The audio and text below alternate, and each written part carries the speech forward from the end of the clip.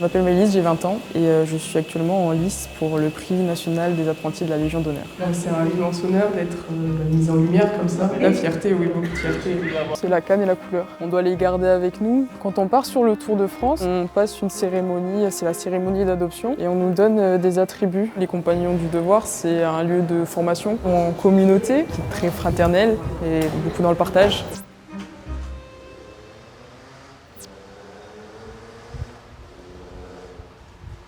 Donc là, on est dans la maison des Compagnons de Toulouse. Donc c'est là où j'ai mes formations de cours pendant 2 semaines. C'est un internat, on est logé, nourri, blanchi. C'est de la retransmission par les anciens qui ont fini leur Tour de France. C'est acquérir de l'expérience en voyageant et en couvrant de nouvelles villes et de nouvelles techniques en fonction du lieu où on est, quoi. Donc moi je suis à l'association ouvrière des Compagnons du Tour de France. On est en alternance pendant 7 ans, on change de ville tous les ans dans le but de prendre en expérience et de découvrir plein de choses, de se perfectionner dans son métier. Quand on part sur le Tour de France, on passe une cérémonie, c'est la cérémonie d'adoption et on nous donne des attributs. C'est nos attributs, c'est la canne et la couleur. Donc on a une canne pour le voyage et la couleur. On doit les garder avec nous, c'est un peu ce qui montre aussi qu'on est sur le Tour de France pour certaines réunions. Selon les métiers, on a différentes couleurs. Et du coup, pour les menuisiers, ébénistes, tonneliers, et charpentiers et carrossiers. Donc les métiers du bois, c'est la couleur bleue. La couleur jaune, c'est les métiers du goût. Pâtissier, boulanger, charcutier, vigneron, fromager. La couleur verte, c'est les matériaux souples. Donc maroquinier, sellier, cordonnier. Après il y a les blancs, c'est les métiers de la finition.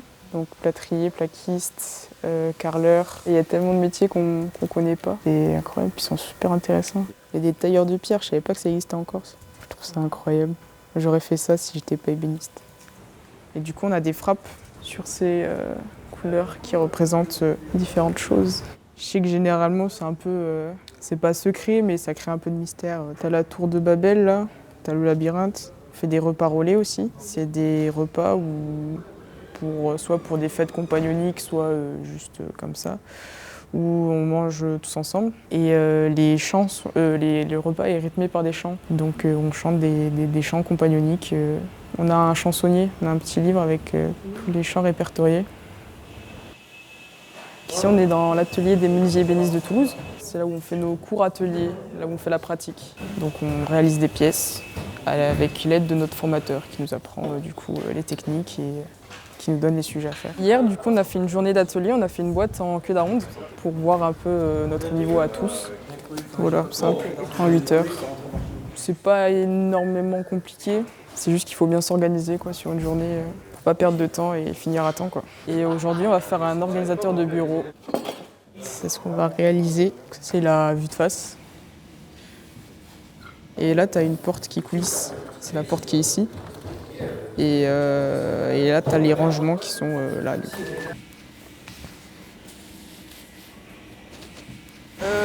Par rapport au schéma, là, je suis en train de faire du coup les queues d'aronde du caisson.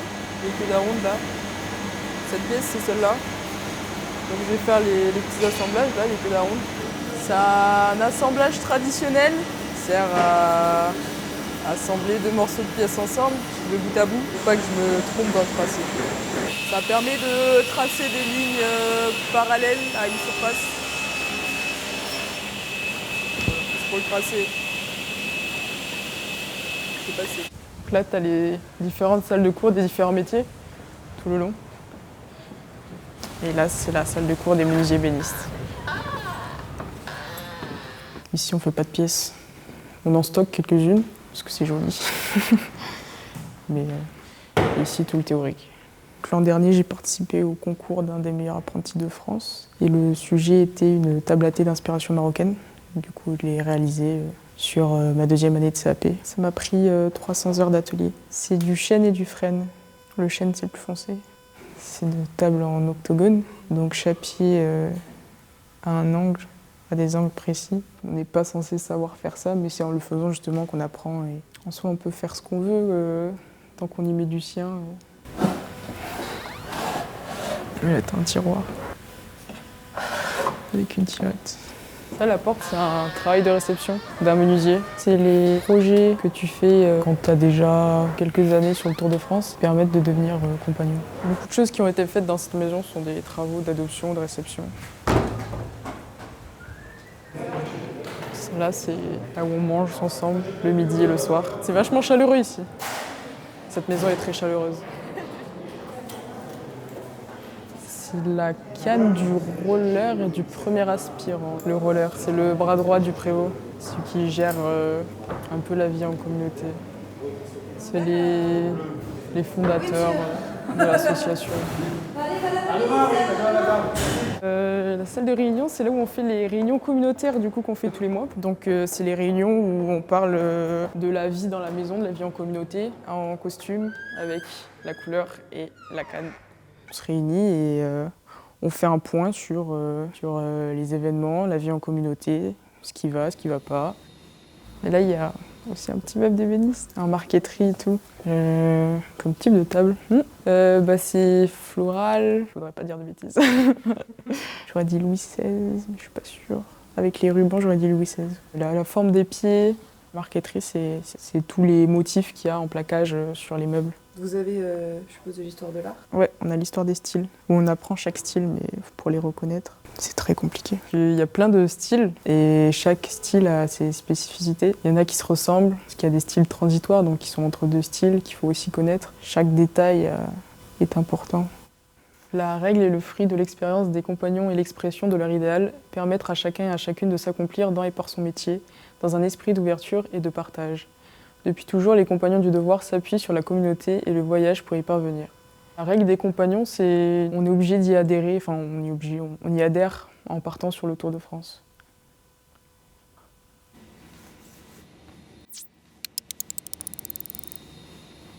Là, nous sommes à Lacanau, dans l'entreprise Perle d'Ébène, dans laquelle je reste 1 an pour mon alternance. Donc là, je travaille jusqu'à 16h45 et ensuite je rentre à la maison des compagnons de Bordeaux, où j'aurai les cours du soir de 20h à 22h. Donc c'est le placard qu'on va faire. Si tu veux utiliser la scie, tu changes la lame, tu prends celle pour ça, tu fais que du tronçonnage. Ce qu'on appelle le massif, le bois massif, c'est le bois brut. Les machines de base, c'est la dégo et la rabot, dégauchisseuse et raboteuse. Ça permet de mettre d'équerre de face, comme ça on a un morceau, un tasseau d'équerre. Et après avec la raboteuse, on met les 2 autres faces parallèles.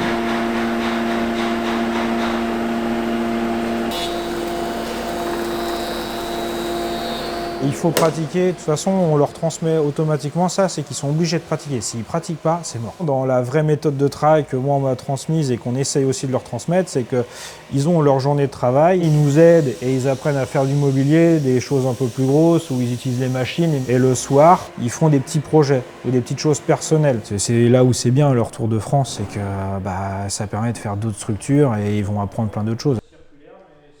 Pointe de diamant. Donc là, je t'ai fait un truc un peu accéléré sur te montrer le concept. Ici, je l'ai tracé d'un premier sens, où là, on fait par exemple une pointe de diamant à peu près à 10 mm de profondeur. On trace les diagonales et ça donne du coup une pyramide. Bien sûr, on respecte aussi tout ce qu'on apprend. On fait d'un sens, on fait dans l'autre.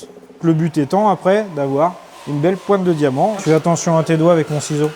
Quand tu as fait les 2 pentes, après juste je repars du milieu et... Tu retraces celui du milieu. Je le retrace? Ouais. C'est un métier où il faut vraiment être patient parce que faut être très minutieux aussi. Si tu foires un truc, il faut le recommencer quoi. Mais en fait, si tu fais quelque chose que tu aimes, tu auras la patience qu'il faut. Et je perds parfois mon temps sur du coup des petits détails inutiles. Les personnes qui aiment ça à leur âge. Maintenant, avant, sur une classe de 15, on avait 3 qui étaient un peu... qui étaient là parce qu'il fallait être là, et on va dire les 11, 12 autres, ils bossaient. Donc maintenant, sur une classe de 15, on a 3 qui sortent du lot, et les autres, ils sont là... c'est un peu compliqué. Dès qu'on leur dit quelque chose, ils sont pas contents. Dès qu'on leur dit faut travailler, ça leur fait pas plaisir. Non, on n'a plus du tout la même conscience professionnelle. Et dès qu'ils arrivent dans une structure qui est un peu plus sévère et qui est carrée, là, c'est dur. Et là, du coup, non, on arrête, on change d'entreprise parce qu'en fait, il y a des règles et ça ne me va pas. Sur la génération même nouvelle, on continue les compagnons, c'est important, que c'est toujours possible en fait.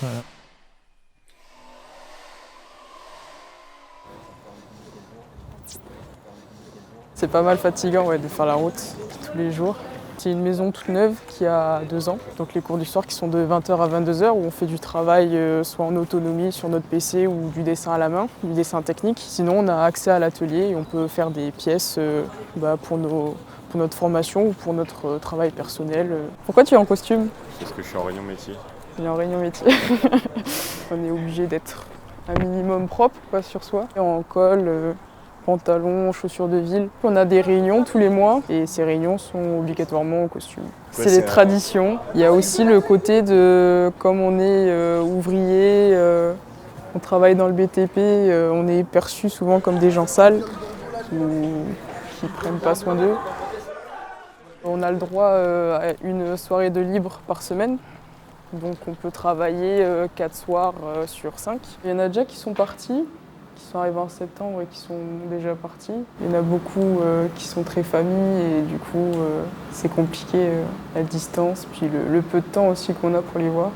Il y en a juste ça les saoule, le rythme de vie, il y en a qui ont besoin de plus de liberté, il y a plein de raisons. On mange tous ensemble à 19h et après au lit. Et demain, rebelote, je pars d'ici à 7h et j'embauche à 8h. Il faut avoir vraiment un but et de bons objectifs.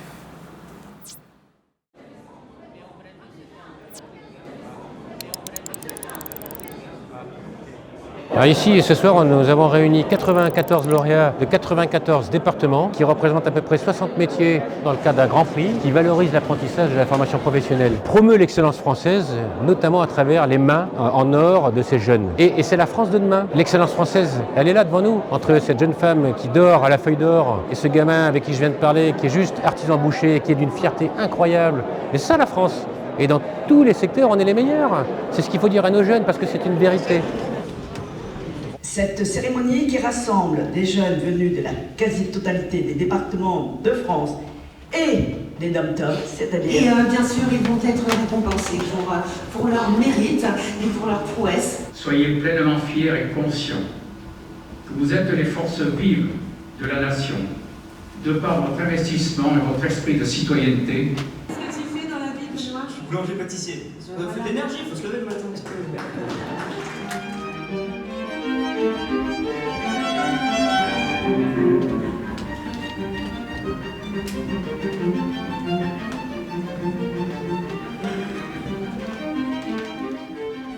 Et après l'île de France, eh bien, nous allons partir en Occitanie. Ce sont nos prochains lauréats. Alors, Maëlys, toi, tu es du Tarn-et-Garonne, c'est bien ça? Oui. Plus précisément d'où? En fait, j'étais en apprentissage dans le Tarn-et-Garonne, mais je suis plus de Toulouse, dans la campagne de Toulouse. Je suis en ébéniste théorique chez les Compagnies Rouges de Voir, donc je suis actuellement sur mon tour de France. Magnifique. Alors, explique-nous pour ceux qui ne connaissent pas, les méthodes du compagnonnage. D'abord, un apprentissage sédentaire, et puis après? Et ensuite, on part sur le Tour de France, donc on change de ville généralement tous les ans. Qu'est-ce que ça représente d'être ici avec nous aujourd'hui, récompensé par la Société des membres de la Légion d'honneur? C'est un immense honneur d'être mise en lumière comme ça pour un apprentissage. L'heure de la fierté. De la fierté, oui, beaucoup de fierté. Belle continuation, beaucoup de belles expériences avec ce Tour de France des compagnons. Merci beaucoup Maëlys. On peut l'applaudir.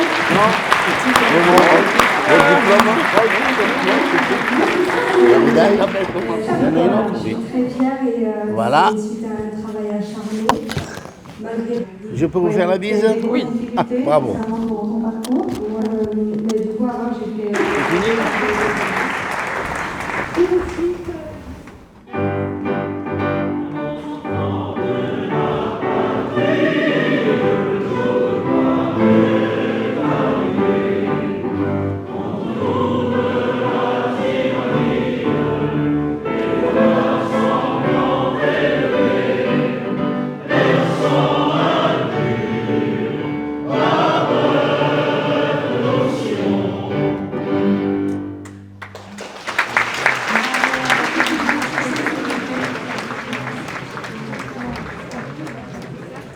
je repars demain à Toulouse et je vais continuer ma formation et mon apprentissage. C'est une médaille qui est faite en feuille d'or par une meilleure apprentie de France. Il y a mon père, ma grand-mère, mon copain, il y a le prévôt de Toulouse, il y a mon formateur. C'était incroyable. C'est vraiment super chouette. C'était impressionnant, surtout de parler devant tout le monde, de devoir représenter les compagnons. Il y en avait quelques-uns. Il y en a un que j'avais déjà vu, je crois, à Toulouse, un maçon.